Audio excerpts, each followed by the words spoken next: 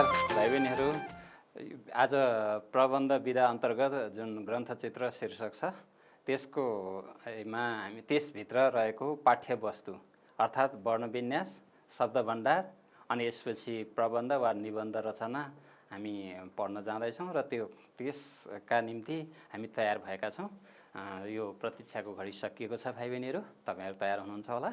हेर्नुहोस्, आज वर्णविन्यास अन्तर्गत हामी ह्रस्व इकार, दीर्घ इकार, ह्रस्व उकार, दीर्घ उकारको प्रयोग र पाठमा त्यो कसरी प्रयोग भएको छ हामी त्यसको पहिचान गर्नेछौँ र त्यसका प्रयोगहरूको बारेमा छलफल गर्नेछौँ भाइ बहिनीहरू। यस्तै गरी शब्दभण्डार अन्तर्गत हामी विशिष्ट शब्दको पहिचान र प्रयोगको बारेमा पनि केही छलफल गर्नेछौँ, अर्थात् ती विषयहरू हेर्नेछौँ। यस्तै गरी निबन्ध प्रबन्ध अन्तर्गत निबन्ध कसरी रचना गर्ने अनि यसको चाहिँ अभ्यास ढाँचा कस्तो हुनेछ र यसका चाहिँ नमुनाहरू कस्ता छन् र त्यही चाहिँ बुँदामा आधारित भएर कसरी निबन्ध वा प्रबन्ध रचना गर्ने त्यसबारेमा पनि हामी केही जानकारी लिनेछौँ भाइ बहिनीहरू। अब हामी विषय अगाडि बढौँ। भाइ बहिनीहरू, तपाईँले यो ग्रन्थचित्र पाठमा जस्तै इकार लागेको, उकार लागेका त्यस्ता शब्दहरू हेर्नुभयो अथवा त्यसमा तपाईँले विशेष अलिकति जानकारी लिनुभयो कि भएन, अथवा तपाईँको त्यतापट्टि ध्यान गयो कि गएन, आकृष्ट भयो कि भएन, ध्यानाकृष्ट तपाईँको भयो कि भएन, त्यसमा केही शब्दहरू प्रयोग भएको थियो भाइ बहिनीहरू। केही शब्दहरू प्रयोग भएका त्यस्ता शब्दहरू कस्ता कस्ता रहेछन् हामी त्यसको प्रयोगको बारेमा यहाँ चर्चा गर्छौँ भाइ बहिनीहरू। जस्तै तपाईँलाई थाहा छ इकार यो दुई प्रकारको छ, ह्रस्व इकार र दीर्घ इकार। जस्तै ह्रस्व इकार भन्नाले तपाईँले अक्षरको अगाडि अथवा यसरी यताबाट यता फर्किन्छ भाइ बहिनी। जस्तै यहाँ ह्रस्व इकार चिन्ह दिएको छ, यसको प्रयोग हेरौँ भाइ बहिनीहरू। जस्तै विष्णु, यहाँ विष्णुमा वमा ह्रस्व इकार लागेको छ भाइ बहिनीहरू।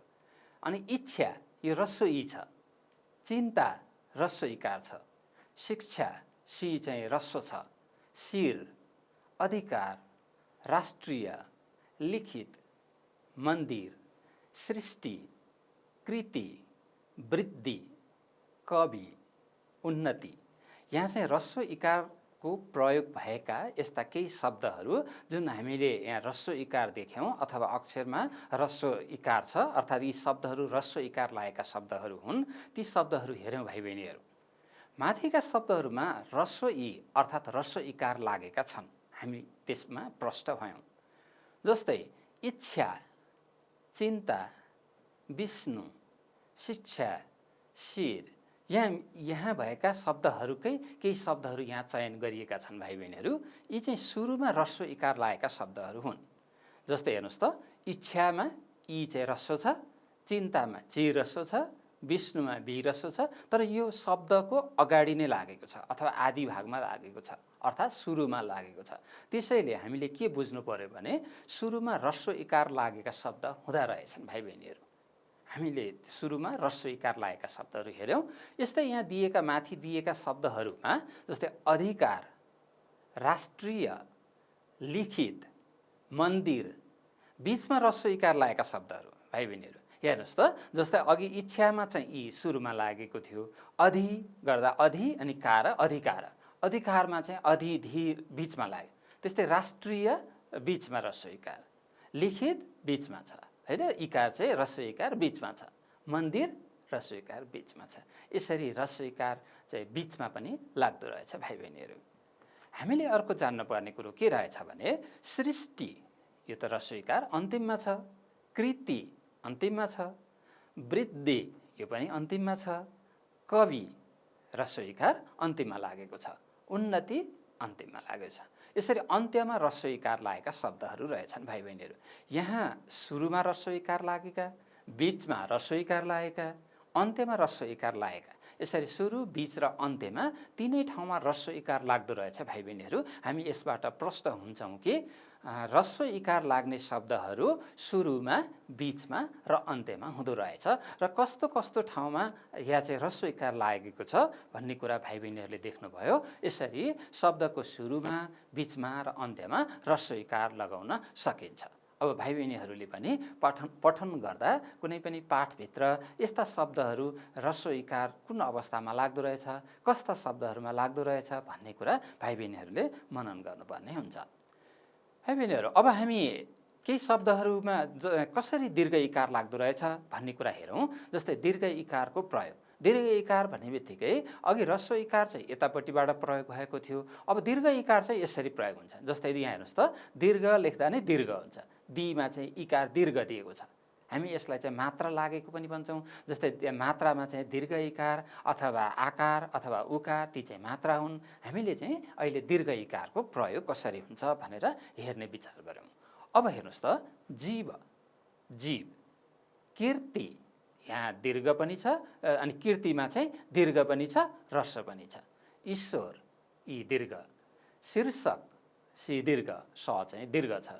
अतीत, ती चाहिँ दीर्घ ती भयो। ग्रामीण, हैन, ग्रामीण, मी चाहिँ दीर्घ छ अथवा ममा दीर्घ इकार लागेको छ।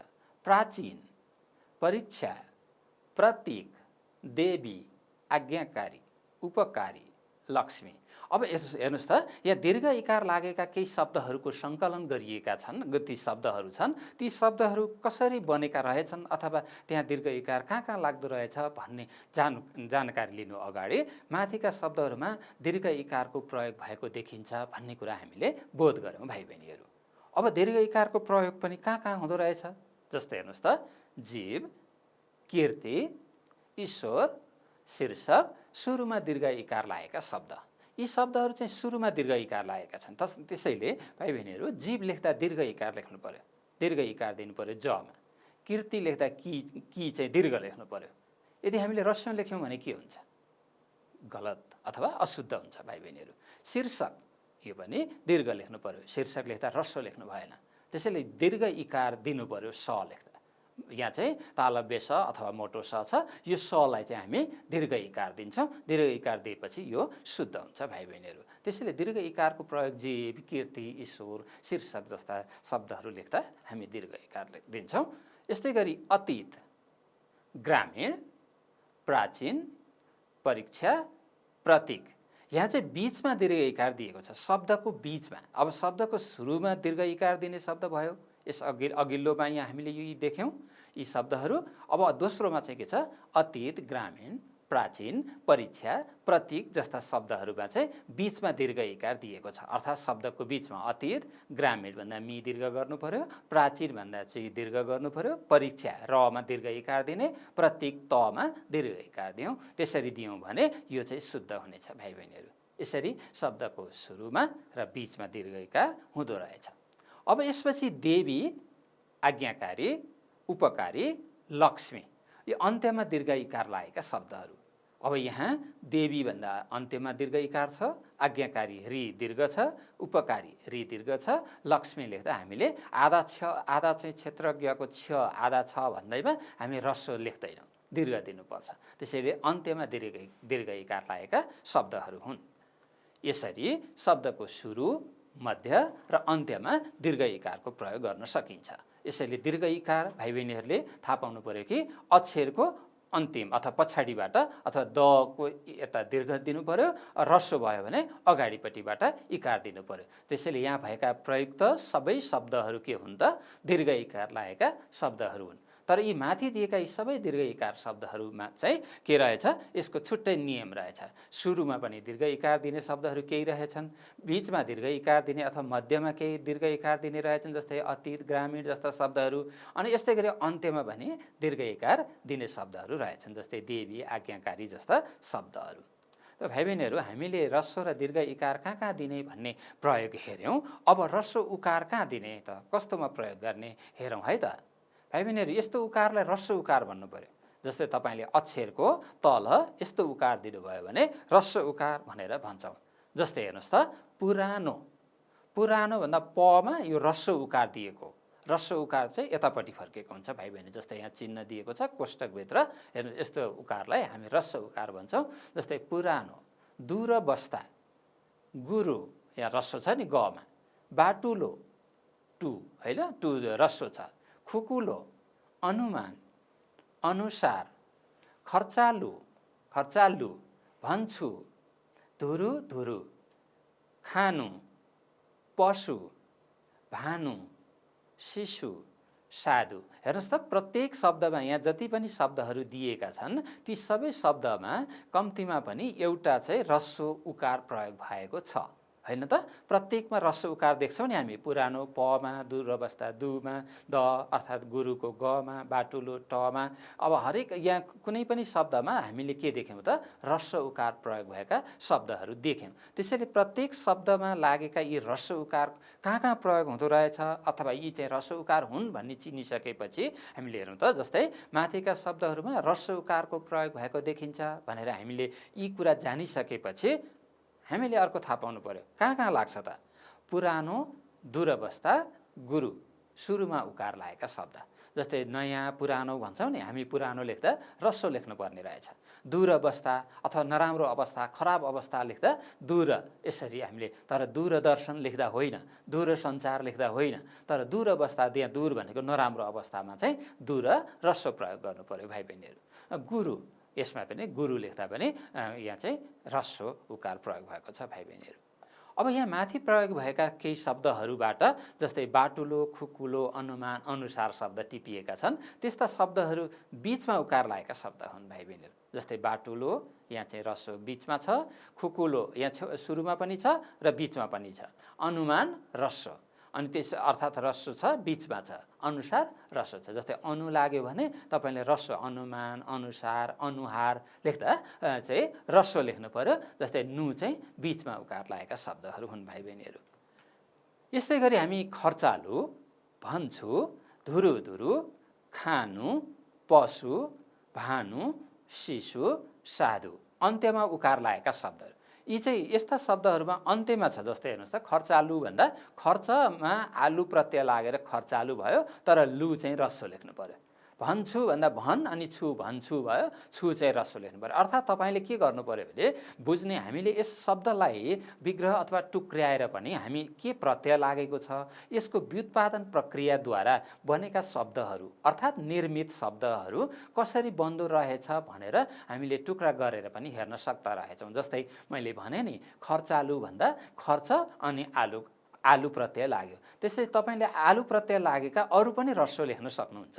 जस्तै खर्चालु भने जस्तै मायालु, माया आलु, मायालु। दयालु भन्दा दयालु ह्रस्व लेख्नु पर्यो, होइन? मायालु, दयालु, खर्चालु।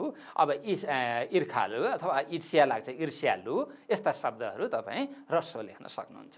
भन्छु, गर्छु, पढ्छु गर्दा चाहिँ तपाईँले यो पनि ह्रस्व लेख्न सक्नुहुन्छ। अब धुरुधुरु, खुरुखुरु यस्ता शब्दहरू पनि तपाईँ ह्रस्व लेख्न सक्नुहुन्छ। यसै खानु, जानु, हिँड्नु, पढ्नु यो पनि ह्रस्व लेख्न सक्नुहुन्छ। अब पशु, भानु, शिशु, साधु जस्ता यस्ता नाम शब्दहरू पनि अन्त्यमा ह्रस्व उकार लागेका छन् भाइ बहिनीहरू। यसरी शब्दको सुरुमा, बीचमा र अन्त्यमा ह्रस्व उकार लगाउन सक्छौँ। हामीले इकार र उकारका कुरा हेऱ्यौँ भाइ बहिनीहरू। अब दीर्घ उकारको प्रयोग कहाँ हुन्छ त? हामीले ह्रस्व उकार त हेऱ्यौँ, दीर्घ उकार हेर्नुहोस् त।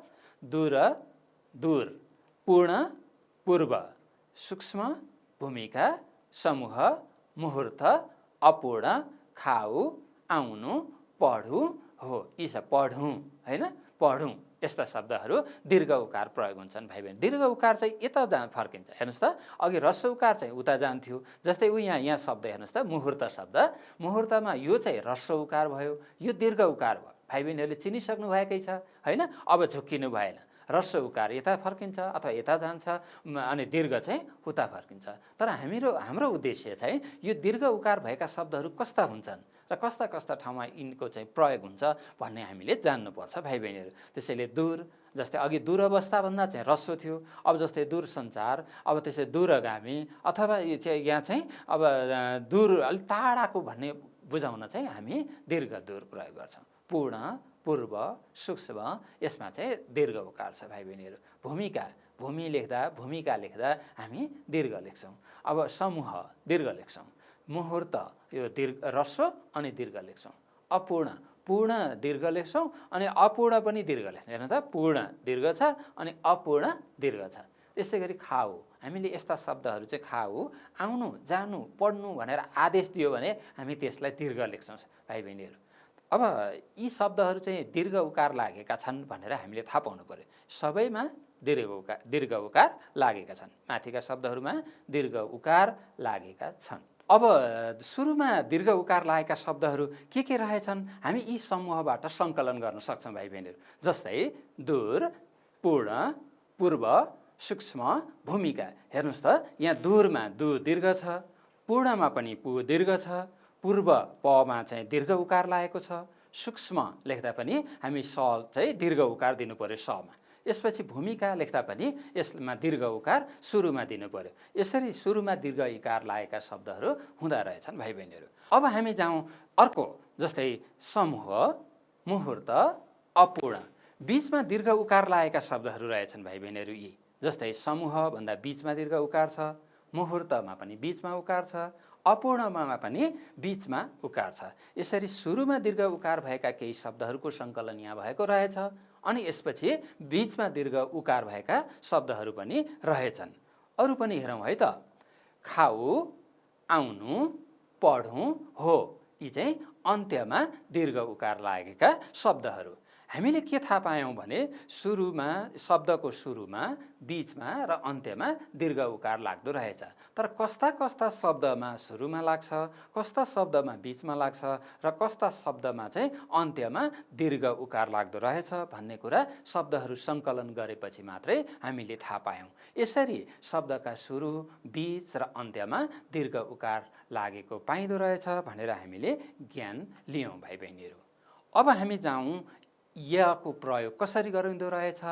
य र ए को प्रयोग र यको प्रयोग कसरी गरिँदो रहेछ भन्ने कुराको बोध गर्नका निम्ति यहाँ केही वाक्य दिएको रहेछ। हेरौँ है त भाइ बहिनीहरू। एक, एकता, एवं, एकाङ्की, एकाई आदि संस्कृतबाट जस्ताको तस्तै आएका तत्सम शब्दमा ए लागेको छ। हेर्नुहोस् त, एक, एकता, एवं, एकाङ्की, एकाई यी शब्दहरू तत्सम शब्द भनिन्छ भाइ बहिनीहरू। तत्सम भनेको यहाँ चाहिँ संस्कृतबाट जस्ताको तस्तै नेपाली भाषामा प्रयोग गरिएका शब्दहरू हुन् भाइ बहिनीहरू। यी त्यसैले यस्ता शब्दहरू तत्सम शब्दहरू हुन्। तत्सम शब्दमा जसरी प्रयोग गरिएको छ यहाँ हामीले ए भेट्यौँ, ए लागेका शब्दहरू देख्यौँ। जस्तै एक भन्दा ए, एकता भन्दा पनि ए, एवं भन्दा पनि ए। त्यसैले यो चाहिँ हामी ए लागेका शब्दहरूको सङ्कलन भयो भाइ बहिनीहरू। दिएस, आए, खाए, आएर, एक, एउटा, 11 आदि क्रियापदमा ए लागेको छ। यहाँ हेर्नुहोस् त, जस्तै दिएस, आए, खाए, आएर, अथवा यो चाहिँ हामीले यहाँ क्रियापद र क्रियाको चाहिँ क्रियामूलका रूपमा आएका शब्दहरू। अनि केही शब्दहरू चाहिँ सबै क्रियापद नभइकन केही शब्दहरू चाहिँ जस्तै हामीले एक, एकता, अब भनेको के हो भने ए कस्ता ठाउँमा लाग्दो रहेछ भन्दा केही क्रियापदमा, केही नामिक शब्दहरूमा, केही विशेषण शब्दहरूमा, जहाँ पनि हुनसक्छ। तर तपाईँले त्यस्ता शब्दहरू तत्समबाट आएका अथवा तपाईँले व्युत्पादन प्रक्रियाद्वारा बनाइएका अथवा निर्मित शब्दहरू अथवा क्रियाका रूप चलेका शब्दहरूमा ए लागेको हुनसक्छ। त्यसैले त्यस्ता शब्दहरू पनि सङ्कलन गर्न सकिन्छ भाइ बहिनीहरू। अरू हामीले थाहा पाउँ त, जस्तै केन्द्रीय, चाणक्य, ज्येष्ठ, मनुष्य आदि संयुक्त अक्षर भएका तत्सम शब्दमा य लेखिन्छ। हेर्नुहोस् त, य लेखिएका केही शब्दहरू देख्नुभयो नि, केन्द्रीय, चाणक्य, ज्येष्ठ, मनुष्य यस्ता शब्दहरू हामीले सुनेका छौँ। ती शब्दहरू चाहिँ संयुक्त अक्षर भएका शब्द हुन् अथवा आधा अक्षर भएका यस्ता शब्दहरू र त्यस्ता शब्दहरू पनि तत्सम शब्द हुन् यी शब्दहरू। त्यसैले यस्ता शब्दमा य लेखिँदो रहेछ भाइ बहिनीहरू। रचयिता, उत्तरदायित्व, साहित्यिक, वक्तव्य, स्वर्गीय आदि शब्दहरूमा ता, त्व, इक, तव्य, इय आदि प्रत्यय लागेका छन्। यी तत्सम शब्दहरूमा य प्रत्यय लागेको छ। अब भाइ बहिनीहरू, तपाईँले रचयिता सुन्नुभयो भने रचयिता अर्को लेख्नु भएन, उत्तरदायित्व लेख्दा य लेख्नु पर्यो। साहित्यिक लेख्दा हामी बोल्दा यी जस्तो बोल्छौँ नि, साहित्यिक भन्छौँ, तर साहित्य यमा इका लगाएपछि यिक हुँदो रहेछ साहित्यिक। वक्तव्य, स्वर्गीय जस्ता यस्ता शब्दहरू चाहिँ ता, त्व, इक, तव्य, इय यस्ता प्रत्यय लाग्यो भने त्यसमा चाहिँ य प्रत्यय लाग्दो रहेछ भाइ बहिनीहरू। जस्तै यहाँ चाहिँ रचयिता भन्दा ता प्रत्यय लाग्यो यो रचयिता शब्दमा, होइन।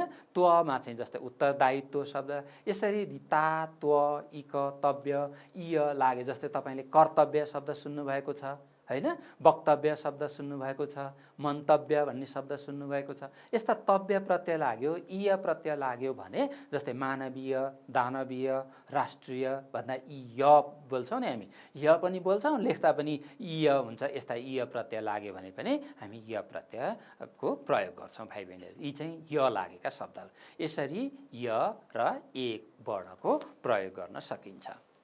भाइ बहिनीहरू, पाठमा भएको प्रस्तुत अनुच्छेदमा इकार, इकार अर्थात् ह्रस्व इकार, दीर्घ इकार र उकार अर्थात् ह्रस्व उकार र दीर्घ उकार लागेका शब्दहरू कुन कुन हुन् पहिचान गर भनेर एउटा अनुच्छेद दिएको छ।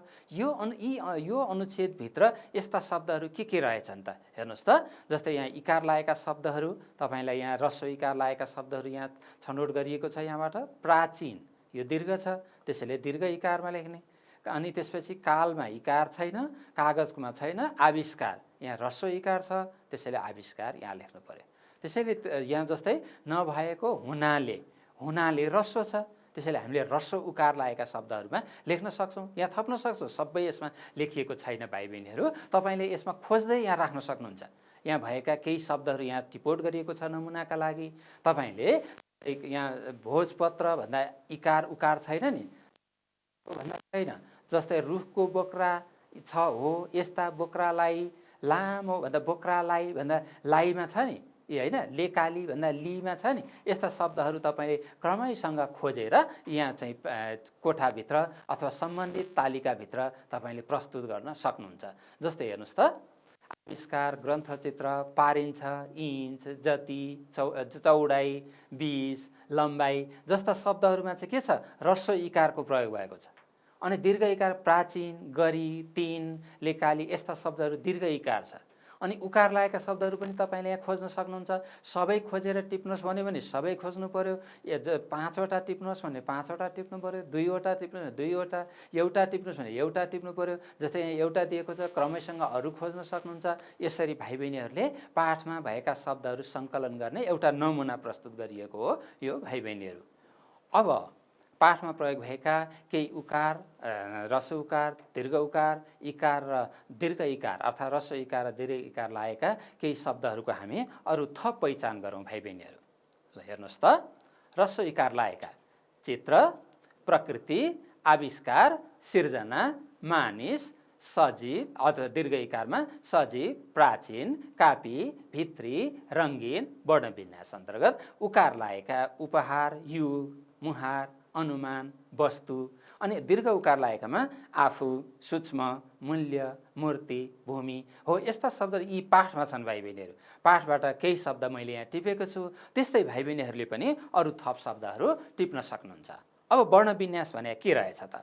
गलत शब्द जस्तै किबता, किबता चाहिँ सही शब्द त कविता हो नि। कवितालाई हेर्नुहोस् त, यहाँ ह्रस्व इकार उकार अथवा कुनमा चाहिँ वर्णको यहाँ शुद्धिकरण नगरिएको। जस्तै किबता गलत शब्द भयो, सही शब्द त कविता भयो। अनि यस्तै अर्थात् ह्रस्व इकार यसमा दिनुपर्ने यतापट्टि दियो। फुल लेख्दा पुष्प फुल लेख्दाखेरि यस्तो चाहिँ लेखिएछ, यो त गलत भयो। पुष्प फुल लेख्दा यस्तो लेख्नु पर्यो, दीर्घ फुल लेख्नु पर्यो। कक्षा लेख्दा यसरी लेख्नुपर्ने, सही शब्द यो हो, तर कसैले कक्षा यस्तो लेख्यो भने गलत हुन्छ। खाएको यसरी लेख्नुपर्ने यता जस्तो, तर यता खाएको यसरी लेख्यो। त्यसैले वर्ण विन्यासको सही तरिकाबाट प्रयोग गर्नुपर्छ भाइ बहिनीहरू। हामी यसलाई वर्ण विन्यास भन्छौँ। अब शब्द भण्डारमा हेर्नुहोस् त, शिर, टाउको, माथभन्दा पर्यायवाची शब्द। अनि यस्तै गरी तल, माथि, बाहिर, भित्र भन्दा विपरीतार्थक शब्द। यसपछि दिन, दिन, तिर, तिर भन्दा यो श्रुति सम्भिन्नार्थी शब्द हुन्। कल, गोल, दर भन्दा अनेकार्थी शब्द, धेरै शब्द आउने शब्द भयो। मैतालु, विधवा भन्ने सार शब्द भयो।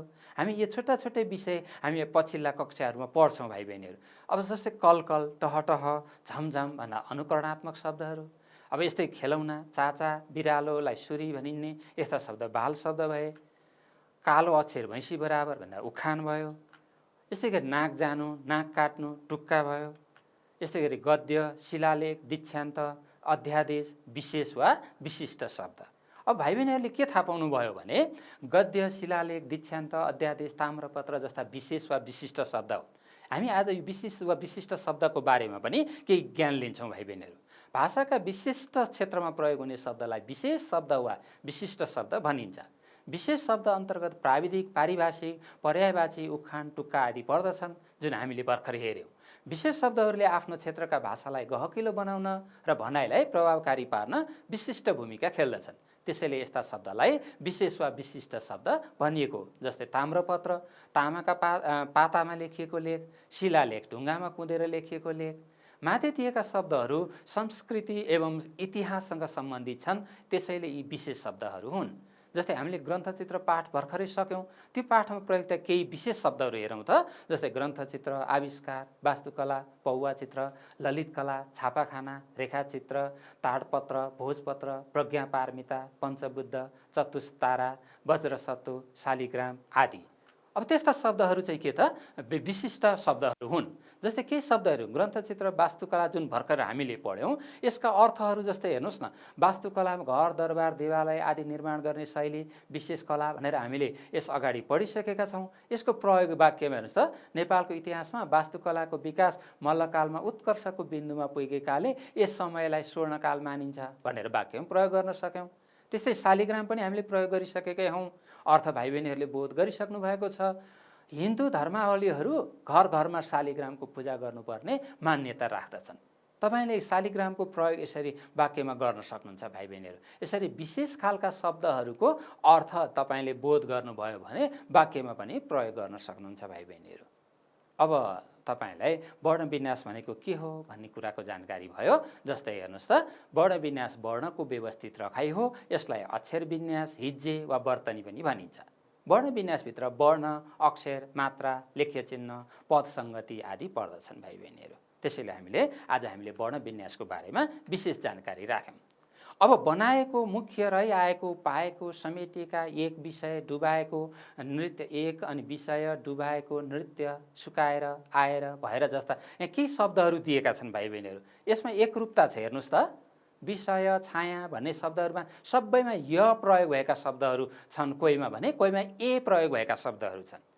अब जस्तै यसमा चाहिँ विषय, सहायक भन्दा सबैमा य प्रयोग भएका शब्दहरू छन्। यही माथि प्रयोग भएका शब्दलाई मैले वर्गीकरण गरेँ भाइ बहिनीहरू। अर्को हेर्नुहोस् त, यसमा ए प्रयोग भएका शब्दहरू कस्ता ठाउँमा ए र कस्ता ठाउँमा य प्रयोग भएका छन् भन्ने कुरा चाहिँ हामीले पाठबाट टिप्यौँ भाइ बहिनीहरू। तपाईँहरू पनि सङ्कलन गर्नुहोस् है। त्यसै गरी जस्तै पहिचान गरेका शब्द, य लागेका शब्द विषय, सहायक, व्यङ्ग्य, नृत्यकला, यश, छाया, प्राय, सभ्यता, युग, मूल्य य लागेका।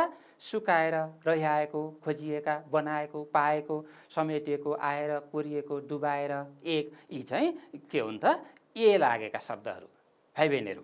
अब हामी आजको विषय अन्तर्गत हामीले पढ्ने अथवा हामीले विभिन्न विधाभित्र जस्तै निबन्ध, वर्णविन्यास अनि त्यसपछि अर्को चाहिँ हामीले शब्द भण्डारको चर्चा गर्ने भनेका थियौँ। अब निबन्धको ढाँचा हेरौँ त। जस्तै तपाईँलाई यहाँ निबन्धका अपुरो गरेर बुँदा दिएका छन् केही। जस्तै पुरा निबन्ध लेखिएको छैन अथवा निबन्ध वा प्रबन्ध पुरा यहाँ रचिएको छैन, तर कसरी रच्यो बुँदा दिएको छ। यस्तो बुँदा दियो भने कसरी निबन्ध रच्ने त? जस्तै हेर्नुहोस् त, अब तपाईँले प्रबन्ध, जस्तै चित्रकलाको प्रबन्ध हेर्नुहोस् त, शीर्षक चित्रकला छ।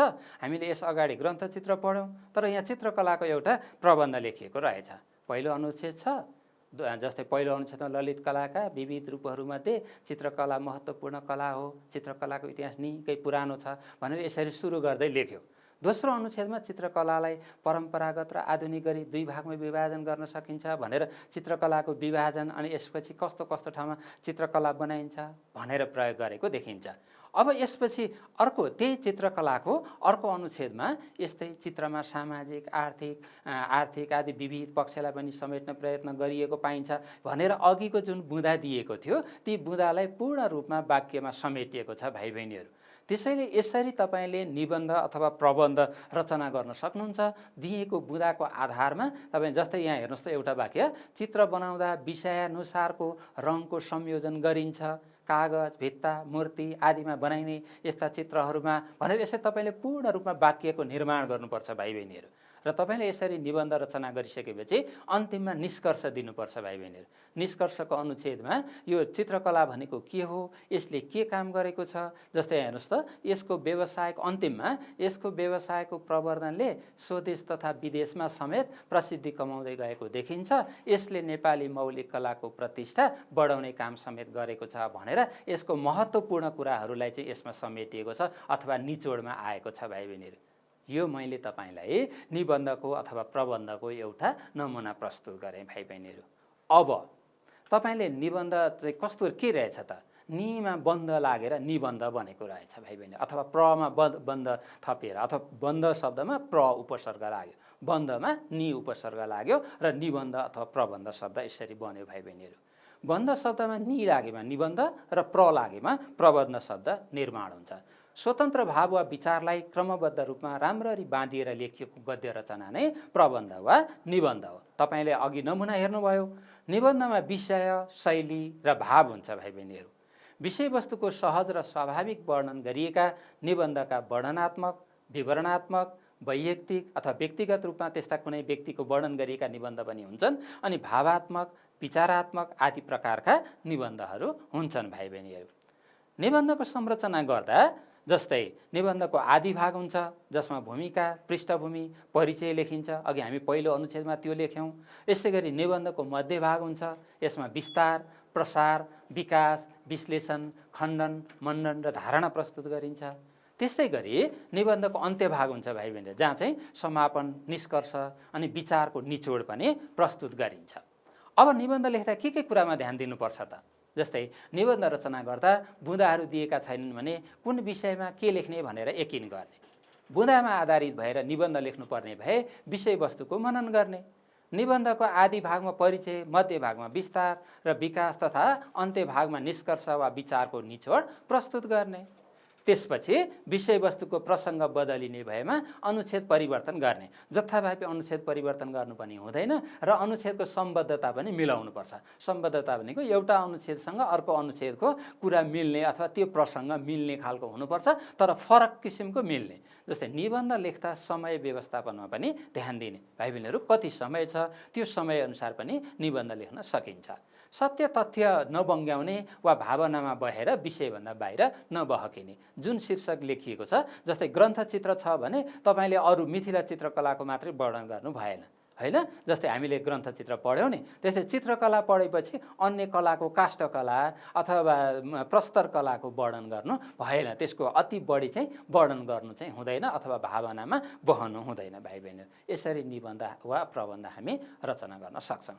अब भाइ बहिनीहरूलाई प्रश्न केही छन्, जस्तै आफूले जानेको, सुनेको वा देखेको कुनै कलाका बारेमा 100 शब्दमा नघटाई वर्णन गर भन्यो भने कसरी गर्ने होला? तपाईले जान्नु पर्यो। अब कुनै एउटा कलाको अध्ययन गर्नु पर्यो, त्यस विषयमा खोज गरेर, सोधेर अथवा विभिन्न क्षेत्रमा चाहिँ तपाईले अथवा त्यस क्षेत्रका विज्ञहरूसँग पनि खोजेर सोधेर तपाईले केही त्यस्ता खालका चाहिँ बुँदाहरू सङ्कलन गर्न सक्नुहुन्छ र अनि लेख्न सक्नुहुन्छ। तल दिएका बुँदाहरूका आधारमा मूर्तिकला शीर्षकमा 150 शब्दमा नघटाई एउटा प्रबन्ध लेख भनेर तपाईलाई एउटा प्रश्न दिएको छ। र यो प्रश्नमा हेर्नुहोस् त, तपाईलाई चित्र देखेपछि केही मनमा एउटा प्रारूप आउँछ। जस्तै यहाँ मूर्ति कुँदेको देखिन्छ, यहाँ एउटा मूर्ति देख्नुभयो, यहाँ मूर्ति कुँदेको देखियो, होइन? मूर्ति कुँदा कति परिश्रम गर्नुपर्ने रहेछ र मूर्ति कसले कुँदो रहेछ भन्ने कुरा पनि तपाईले थाहा पाउनुभयो। यसपछि यहाँ पनि मूर्ति कुँदिएको छ, हेर्नुहोस्। मूर्ति कला हो, यो कलाको यहाँ नमुना, कलाका नमुना प्रस्तुत गरिएको छ। हेर्नुहोस् त, यहाँ ढुङ्गे धारा छ तर यहाँ मूर्ति कुँदिएको छ। यस्तै गरी यहाँ पनि मूर्तिको रूप दिएको छ, कसरी मूर्ति बनाइएको छ, बनाउन लागेको चित्र राखिएको छ। हो, तपाईले अर्को यहाँ मूर्ति देख्नुभयो र यसबाट तपाईले के गर्नु, मूर्तिकलाका यी रूपहरूबाट देखिसकेपछि अब तपाईलाई मूर्तिकला कसरी प्रस्तुत गर्न सकिने रहेछ, अथवा एउटा तपाईले यो बिम्ब वा प्रतीकको प्रयोग तपाईको छाप जुन मनमा पर्छ, यसबाट अब लेख्ने कलाको सिपको विकास हुन्छ भाइ बहिनीहरू। अब मूर्तिकलाबारे तपाईले थप लेख्न सक्नुहुन्छ। तर अब तपाईलाई त यहाँ बुँदा दिएका छन्, हेर्नुहोस् केही बुँदाहरू छन्, यसका आधारमा तपाईले अब मूर्तिकला विषयमा निबन्ध रचना गर्नुपर्छ भाइ बहिनीहरू। मूर्तिकलाको यो तपाईहरूले नै गर्ने हो, तपाईको मौलिक वाक्य हुनुपर्छ, आफैले बनाएका वाक्यहरू हुनुपर्छ। तर त्यसका लागि तपाईलाई यहाँ केही आधारहरू दिएका छन्। जस्तै मूर्तिकलाको सुरुवात प्राचीन कालदेखि भएको, धार्मिक कार्यहरूमा मूर्ति पूजाको विशेष महत्त्व रहेको। अब तपाईँले मूर्तिकलाको सुरुवात कहिलेदेखि रहेछ, यसको इतिहास खोतल्नु पर्यो। यसपछि मूर्ति पूजा गर्ने यहाँ चाहिँ प्रशस्तै त्यस्ता मानिसहरू छन्, धार्मिक कार्यमा लाग्ने मानिसहरू छन्, तिनीहरू मूर्ति पूजा गर्दछन् भन्ने तपाईँले चर्चा गर्न सक्नुहुन्छ। यस्तै पहिलेदेखि नै मन्दिरहरू बनाउने र भगवानका मूर्तिहरू स्थापना गरेर पूजा गर्ने चलन रहेको, यहाँ पहिलो अनुच्छेदमा यी कुराहरू राख्न सक्नुहुन्छ भाइ बहिनीहरू। यसपछि मूर्तिकलाका विभिन्न रूपहरू हुन्छ नि, जस्तै त्यहाँ काठ, ढुङ्गा, धातु र माटाको प्रयोग गरिँदो रहेछ, अथवा के कस्ता स्रोत र साधन प्रयोग गरिन्छ त मूर्ति बनाउँदा, तपाईँले ती कुराहरू अर्को अनुच्छेदमा प्रस्तुत गर्न सक्नुहुन्छ।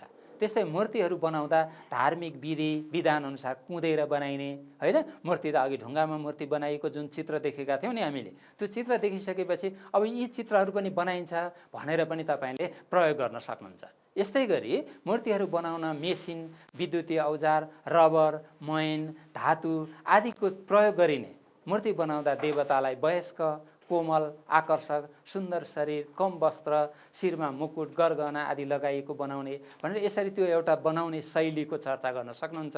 र अन्तिममा भाइ बहिनीहरूले प्रतिदिन लोकप्रिय हुँदै गएको यो मूर्तिकला र नेपाली समाजमा धार्मिक दृष्टिले मूर्तिकलाको विशेष महत्त्व रहेको जस्ता कुराहरूबाट तपाईँले निचोडमा लेखी यसरी निबन्ध वा प्रबन्ध पुरा गर्न सक्नुहुन्छ। र यसरी भाइ बहिनीहरू तपाईँले अब निबन्ध अथवा प्रबन्ध कसरी रचना गर्ने भन्ने एउटा सामान्य सिप सिक्नुभएको छ। यस्ता थुप्रै उदाहरणहरू, दृष्टान्तहरू हेर्दै निबन्ध लेख्ने, रचना गर्ने जुन बानीको विकास गर्नुहोस्। यसबाट पक्कै पनि तपाईँको निबन्ध रचना सिप अथवा प्रबन्ध रचना सिप अभिवृद्धि हुने नै छ। यति भन्दै आजको कक्षाबाट म बिदा हुन जान्छु। हस्त, नमस्कार।